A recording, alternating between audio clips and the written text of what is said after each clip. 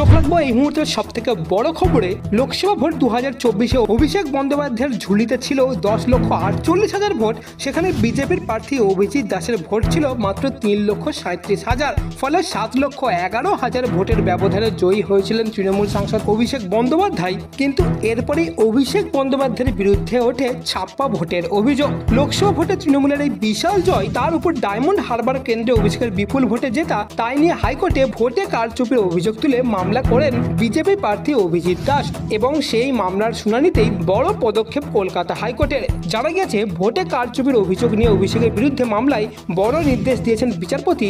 সেই নির্দেশেই বলা হয়েছে, নির্বাচন কমিশন ডায়মন্ড হারবারের ডিস্ট্রিক্ট ইলেকশন অফিসারকে হাইকোর্টের নির্দেশে ভোট কেন্দ্রের সমস্ত সিসিটিভি ফুটেজ, ডিজিটাল নথি সংরক্ষণ করতে হবে। পরবর্তী শুনানি হতে চলেছে আগামী 5ই মে।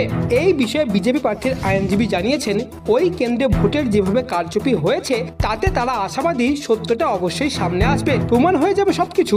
এবং আগামী 5ই মে ঠিক কী তথ্য সামনে আসে সেটাই এখন দেখার।